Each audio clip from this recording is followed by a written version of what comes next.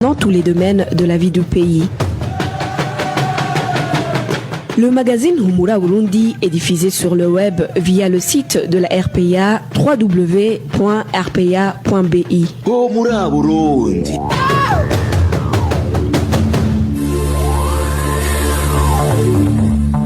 À la présentation, Josiane Mouzaneza. Ingénieur Régis Domnier-Melo et Inès Gakidza sont de l'autre côté de la cabine technique. Bonsoir amis fidèles de la RPA. Bienvenue au magazine Humura Burundi de ce lundi 5 octobre 2020. Donc voici les principales articulations. Les autorités burundaises ne devraient pas opter pour la politique de l'autruche quant à la présence des mouvements rebelles.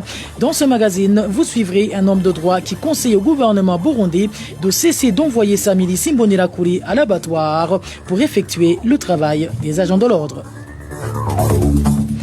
Célébration ce 5 octobre de la Journée internationale des enseignants et enseignantes, un métier entravé par plusieurs difficultés au Burundi. Vous le suivrez dans ce magazine.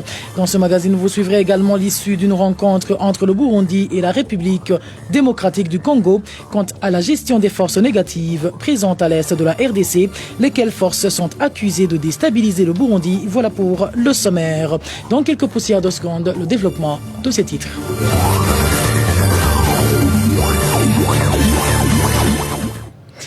Encore une fois, bienvenue. Débutons ce magazine par cette page média où le magazine Humura Burundi souffle ses 5 bougies. Aujourd'hui, à cette occasion, la RPA a tendu le micro à ses différents auditeurs qui sont et au pays et en exil. Tous convergent pour dire qu'ils sont satisfaits des émissions de la RPA. Ils demandent néanmoins aux responsables de la RPA d'augmenter le nombre d'émissions et au gouvernement burundais de faciliter le travail des médias indépendants. Je vous propose de suivre ces Burundais qui se sont entretenus avec les journalistes de la RPA.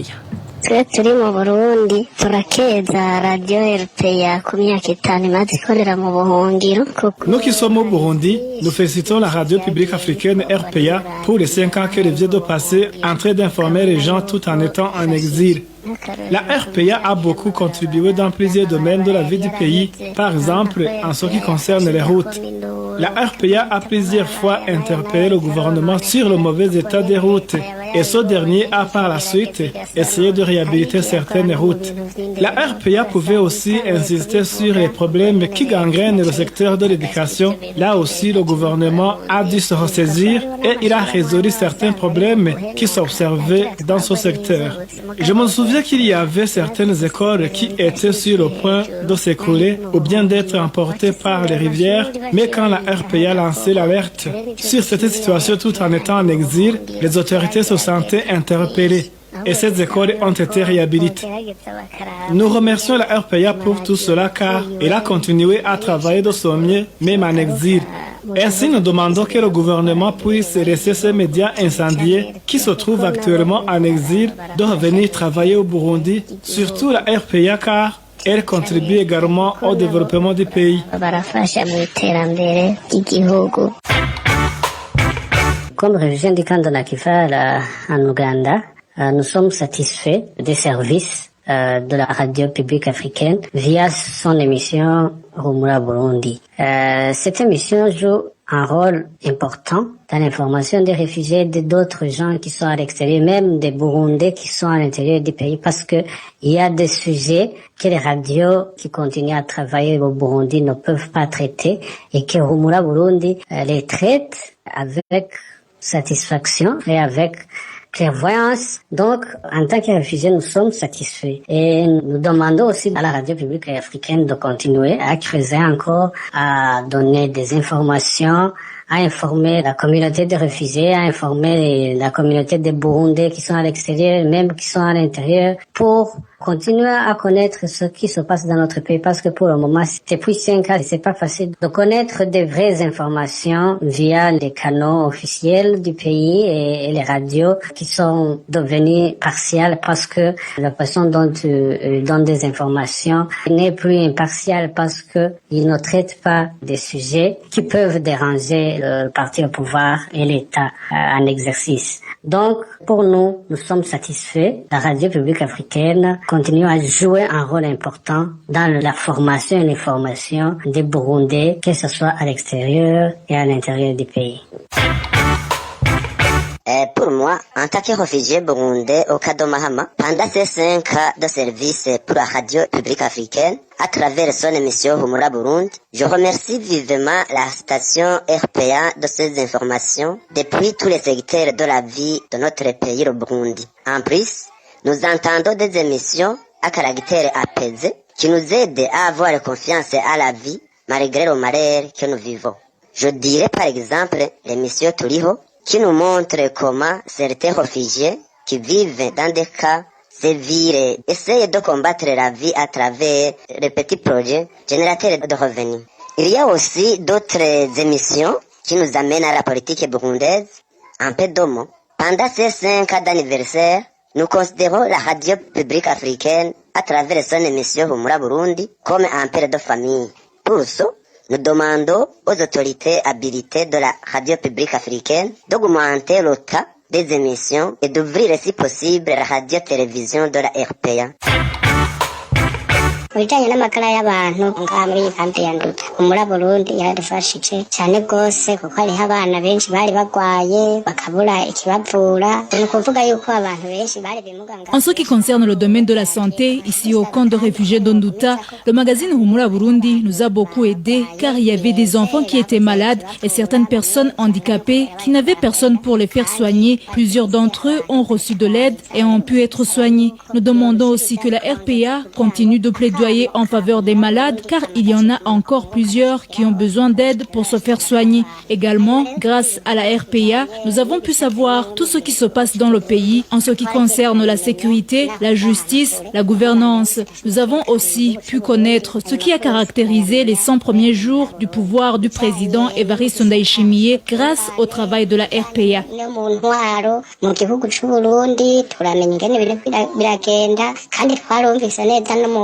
Isi ijana nyakubahwa Evariste atwara igihugu cy'u Burundi, ivyo yakoze vyiza n'ivyo yakoze bibi byose twaravyumvise kubera Humura Burundi.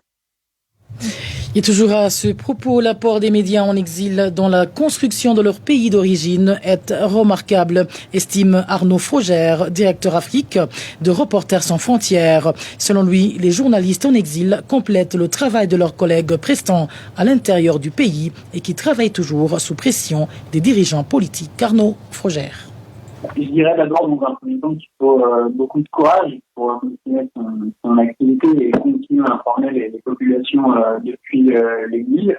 Du courage et de la compétence aussi, parce que c'est moins facile évidemment d'avoir accès aux sources depuis un pays étranger, et c'est absolument essentiel que des informations produites de manière indépendante puissent continuer à parvenir au Burundais, non seulement ceux qui sont en exil, à l'instar de vous journalistes, mais aussi pour les populations locales qui sont sur place, parce que évidemment, sans accès à une information indépendante de qualité, les Burundais ne peuvent pas savoir ce à quoi ils doivent s'en tenir et ne peuvent pas être informés sur ce qui se passe réellement dans leur pays. Heureusement, au Burundi, il reste encore quelques rédactions et quelques journalistes qui parviennent tant bien que mal à produire de l'information, mais malheureusement, pour un certain nombre d'entre eux, un certain nombre d'entre elles, effectivement, ces journalistes ont été contraints à l'exil au plus fort de la crise en 2015, et aujourd'hui les conditions ne sont absolument pas réunies pour qu'ils puissent rentrer au pays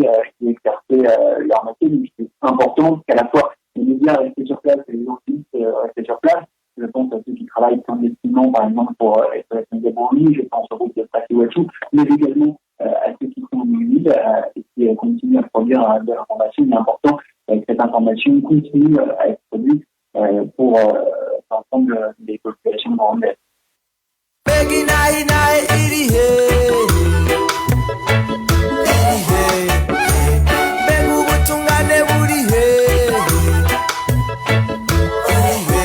RPA reste solidaire avec les journalistes du groupe de presse Iwachu, Agnès Ndirubusa, Christine Kamikazi, Terence Modenzi et Egide Harerimana, en détention depuis le 22 octobre 2019. Ils ne sont victimes que de leur métier de journaliste.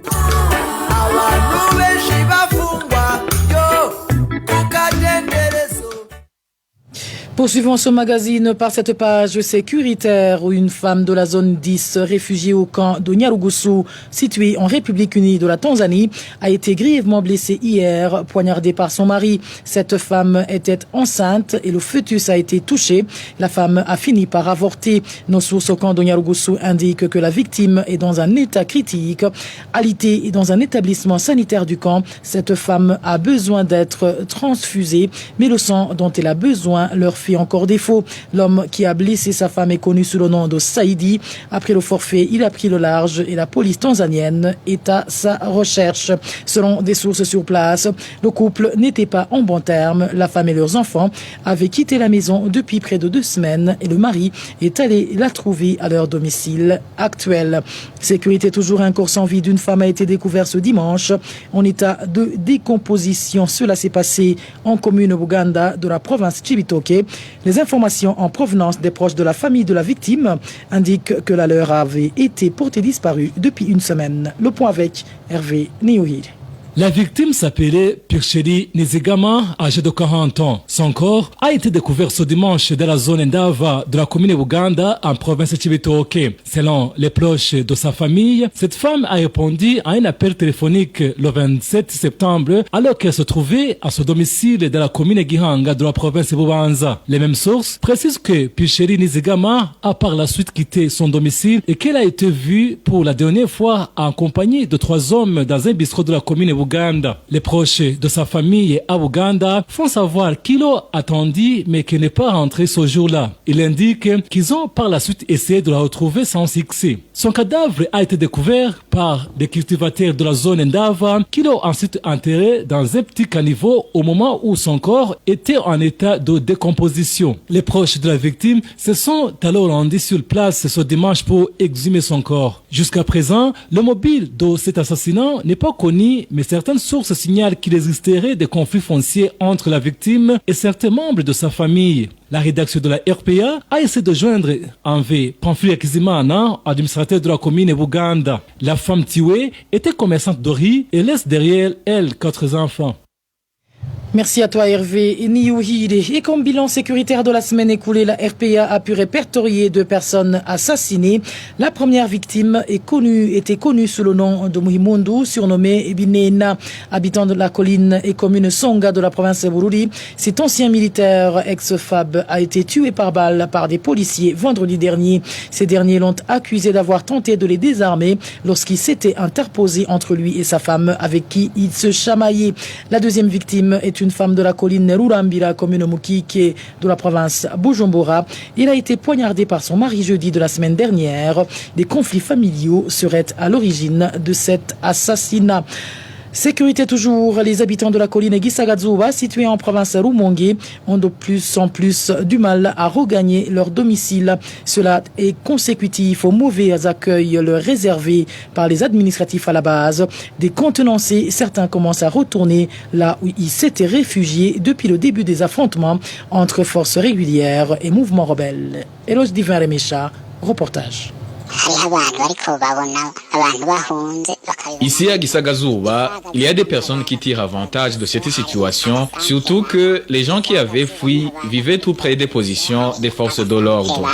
Ces lamentations sont celles d'un des habitants de la colline Gisagazuba, zone Maramvya, commune Urambi de la province Rumonge. Ces habitants disent que, après l'accalmie, ils ont jugé bon de retourner dans leur ménage. Mais ils font savoir que le retour pour certains d'entre eux n'a pas été facilité par les autorités à la base, les Imbonerakure et les policiers. Non seulement ces derniers les accusent de collaborer avec des rebelles, mais ils leur infligent également des amendes, soi-disant pour avoir incité les autres à rentrer, alors que la sécurité n'est pas encore maîtrisée. Un fait qui étonne beaucoup les habitants de la place, surtout que ce sont ces mêmes administratifs qui ne cessent de chanter à tue-tête que la sécurité règne sur tout le territoire national. Actuellement, les habitants se posent beaucoup de questions sans réponse. Ils pensent que les administratifs à la base, les Imbonerakure et les policiers, les malmènent afin de les rançonner. Les habitants de la colline Gisagazuba avaient commencé à fuir leur ménage après les attaques faites sur cette colline par des rebelles du mouvement Red Tabara. C'était au début du mois de septembre dernier. À ce propos, la rédaction de la RPA n'a pas pu joindre Marie-Fabiola Ndaïdzeye, administrateur de la commune Burambi où se situe la colline Gisagazuba. Éloge divin, Rémiche, je vous le disais en titre, la finalité des différentes réunions organisées à l'intention des Imbonerakure pour les préparer à combattre les groupes armés pourrait conduire tôt ou tard le pays dans un gouffre. Réaction d'un défenseur des droits de l'homme. Maître Janvier Bigirimana indique que les autorités devraient reconnaître l'insécurité qui prévaut au pays au lieu de sacrifier les Imbonerakure qu'ils envoient au champ de bataille à la place des agents de l'ordre. Suivi. Le régime de Gitega se retrouve actuellement dans le déni par rapport au groupe rebelle qui aurait attaqué le Burundi. Et ils ont récemment avoué qu'il n'y avait pas de groupe rebelle au Burundi. Cette contradiction est inquiétante parce que d'un côté, on dit qu'il n'y a pas de combat, qu'il n'y a pas de groupe rebelle au Burundi. Et d'un autre côté, on appelle aux Imbonerakure pour participer à des combats, pour combattre les ennemis qui auraient attaqué le Burundi. Ces contradictions, ce déni risque de créer une sorte de cacophonie et ce qui pourrait générer des atrocités de masse comme celles qui se sont produites au Rwanda en 1994 parce que le comportement des Imbonerakure est un comportement qu'on a vu lorsque il s'agissait des Interahamwe qui ont commis le génocide contre les Tutsis au Rwanda. Ce comportement alors pourrait générer des atrocités aux arrières génocidaires si on n'y fait pas attention. Nous en appelons donc à la responsabilité des autorités burundaises. Nous avons des forces de défense et de sécurité qui sont chargées principalement d'assurer la sécurité des Burundais. Nous ne pensons pas qu'on est dans une situation où on doit appeler au secours tous les citoyens burundais et les Imbonerakure devraient être considérés comme de simples citoyens appartenant à une formation politique, bien entendu, mais ils ne doivent pas avoir des prérogatives en matière de sécurité parce que cela est une attribution propre et exclusive aux forces de défense et de sécurité. Et vous saurez que des réunions en cachette ont été organisées à l'intention des Imbonerakure dans différents coins du pays et que des armes leur seront distribuées pour veiller à la sécurité du pays. Une courte pause et nous poursuivons avec la page éducation de ce magazine. Retrouvez les différentes productions de la RPA sur Facebook, YouTube, Twitter et sur www.rpa.bi. Célébration ce 5 octobre de la Journée mondiale des enseignants et des enseignantes. Célébrée depuis 1994, cette date coïncide avec la signature de la recommandation de l'Organisation mondiale du travail, OIT en sigle, et du Fonds des Nations unies pour l'enfance. Cette recommandation fixe les critères de référence relatifs aux droits et aux responsabilités plutôt des enseignants et enseignantes, ainsi que des normes fixant leur formation initiale et continue, leur recrutement, leur emploi et les conditions d'enseignement et d'apprentissage. Dans une déclaration conjointe pour cette année, l'OIT, l'UNESCO et l'UNICEF ont salué la qualité de leadership et d'innovation dont ont fait preuve les enseignants pendant cette crise de la Covid-19. Et cette journée arrive au moment où les enseignants se trouvent dans la misère sans nom, en plus de leur travail extrêmement éreintant. Ils demandent que leur salaire soit revu à la hausse et qu'il soit inclus dans le projet du gouvernement concernant l'harmonisation salariale. Le point avec Balthazar Mibour.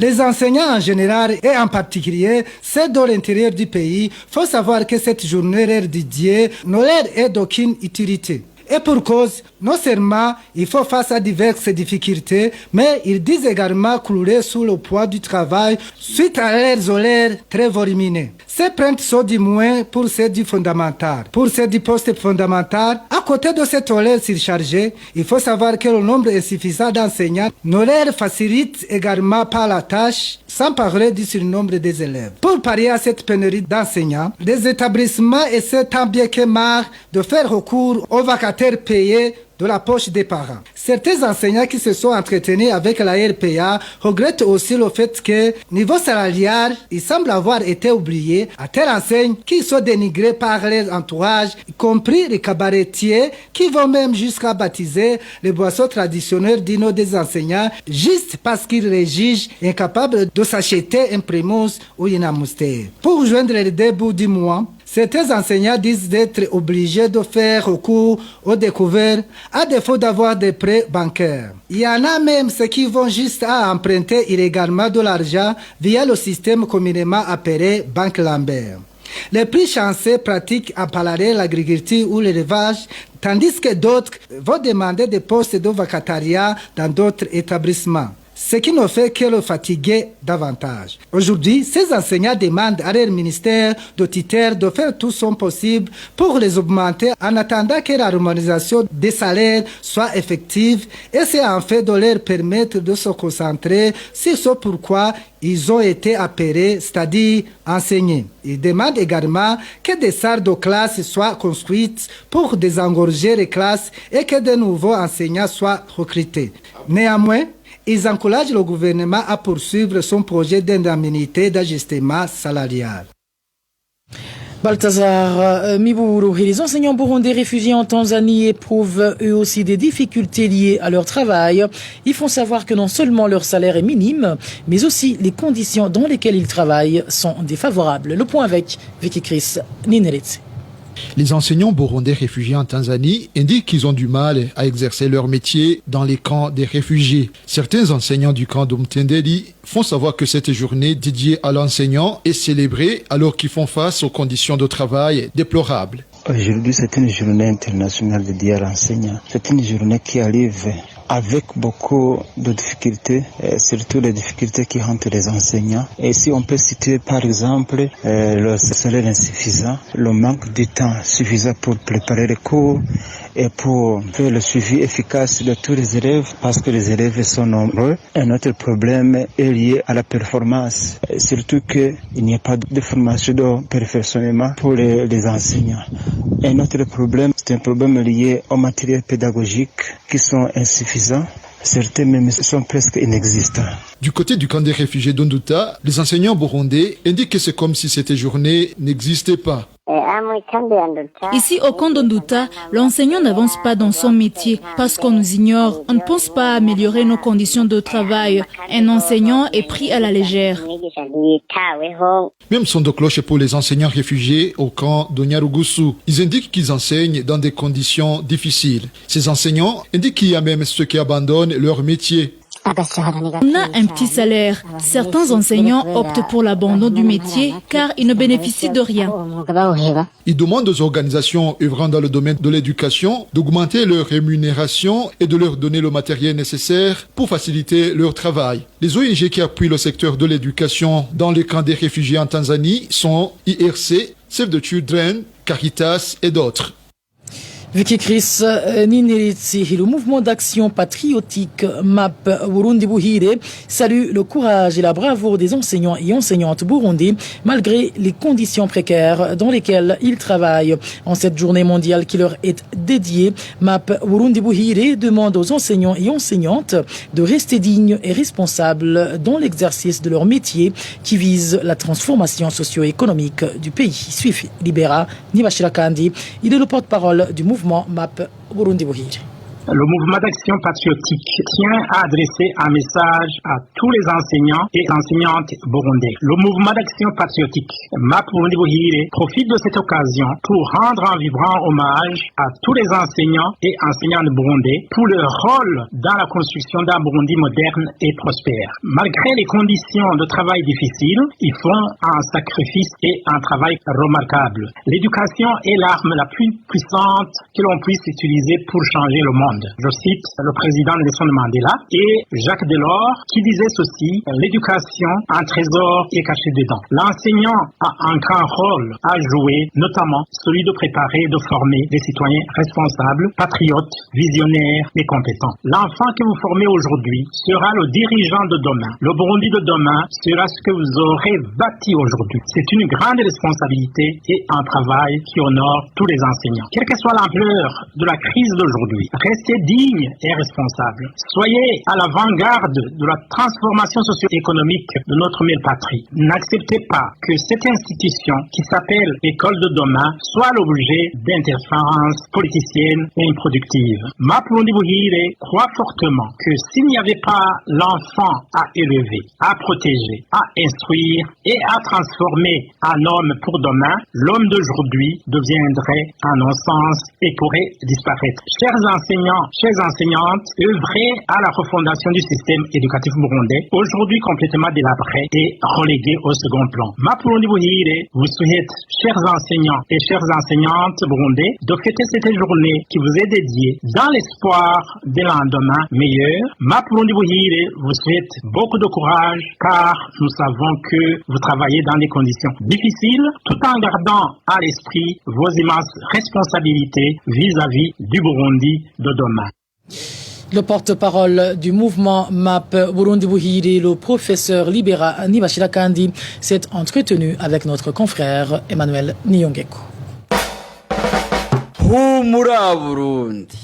Parlons à présent gouvernance où l'Observatoire de la lutte contre la corruption et les malversations économiques, Colucom en sigle, se dit choqué par le laxisme de l'État en ce qui est de la protection des biens de la population. Réaction de l'Colucom après que le marché de Kamenge eût été ravagé par un incendie. Gabriel Rouftiri, président de cette organisation, regrette que des stands soient érigés dans des places réservées au passage des camions extincteurs, au vu et au su de tout le monde. Je vous propose de l'écouter. Il faut savoir que ce marché se trouve parmi plusieurs marchés qui ont été incendiés, mais on n'a rien trouvé comme auteur. Pour nous, il est clair que c'est un plan qui a été organisé, on ne sait pas par qui, mais l'État doit protéger les biens des citoyens. D'abord, il faut que les marchés soient protégés en mettant des veilleurs aux alentours du marché. Deuxièmement, il faut mettre des secteurs dans les places où les marchés, une fois qu'il y a de l'incendie, on peut utiliser ces secteurs en attendant que les véhicules des plombiers puissent arriver. Vous savez que les secteurs peuvent être utilisés, mais avec des flammes de grande intensité, c'est pas possible. Ce sont des plombiers qui vont le faire avec des camions appropriés. Et donc, pour nous, il faut vraiment des mesures pour protéger les marchés, parce que pour nous, c'est vraiment de responsabilité de voir que les marchés sont incendiés. Imaginez jusqu'aujourd'hui, le marché central de Bujumbura et bien d'autres marchés ont été incendiés, mais il n'y a aucune enquête qui a été menée. Nous demandons à quartier Mérier qu'il y ait des enquêtes pour déterminer ces malfaiteurs qui ruinent les citoyens burundais. De la gouvernance, passons à la page diplomatique où le Burundi et la République démocratique du Congo comptent œuvrer en synergie pour contrecarrer les forces négatives qui attaquent le Burundi à partir de l'est de la RDC. C'est du moins l'une des grandes discussions qui ont caractérisé la rencontre entre le ministre congolais de la coopération en visite au Burundi depuis hier et son homologue burundais. Suivez Marie Ntumba Nzenza, ministre congolais de la coopération. Ces dernières années, les relations entre nos deux pays ont souvent été mises à rude épreuve par des forces négatives qui, profitant d'une certaine porosité de notre frontière commune, s'adonnent aux actes de déstabilisation et aux crimes divers à l'intérieur de nos territoires respectifs. Ceci a suscité des attitudes de suspicion et de méfiance en lieu et place de la coopération, de la réalisation des projets d'intérêt commun et des relations sincères de bon voisinage pour le bien de nos deux pays et de nos deux peuples. Je tiens à vous rassurer que la République démocratique du Congo, qui est victime de l'activisme des groupes armés tant nationaux qu'étrangers dans sa partie orientale, ne saurait servir de base arrière ni de sanctuaire à ces forces négatives, notamment à celles d'origine burundaise. Voilà pourquoi il est important que nous puissions mutualiser nos efforts et coordonner nos actions en vue de les neutraliser et de consolider la paix et la sécurité le long de notre frontière commune ainsi que dans la région. Pour ce faire, il y a des mécanismes et des engagements existants à la fois au niveau bilatéral qu'à celui multilatéral. Cependant, il faut les réactiver et les renforcer pour une meilleure coopération au bénéfice de la pacification et du développement de nos pays et de la sous-région. C'est la raison et l'objectif du mini-sommet initié par son Excellence M. Félix Antoine Tshisekedi Tshilombo, président de la République démocratique du Congo. Cette rencontre est donc une opportunité offerte aux chefs d'État de l'Ouganda, du Rwanda, de l'Angola et de la République démocratique du Congo et du Burundi pour évaluer sans complaisance la situation générale en lien avec la stabilité de la région des Grands Lacs. Marine Toumba Nzenza est la ministre congolaise de la coopération. Et pour clore ce magazine, ce lundi, l'armée rwandaise a présenté au mécanisme de vérification et d'enquête de la CIRGL les combattants du mouvement Red Tabara capturés en date du 29 septembre dernier dans la forêt de Nyungwe. Au nombre de 19, le Burundi avait souhaité que ces combattants lui soient directement livrés sans passer par aucun autre mécanisme régional. Et voilà, chers auditeurs, c'est par ici qu'on nous mettons un point final à ce magazine Humura Burundi du lundi 5 octobre 2020. Merci à vous tous qui nous avez tenu compagnie. Merci à toute l'équipe rédactionnelle qui m'a aidé à collecter ces informations. Sans oublier ingénieur Régis Dongemero et Inès Gakiza qui assuraient la mise en onde.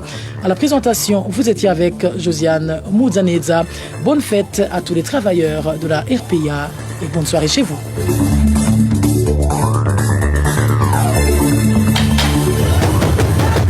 C'était le magazine Humura Burundi. Un magazine comprend pour relier les Burundais en exil et ceux toujours au pays à travers une information de qualité.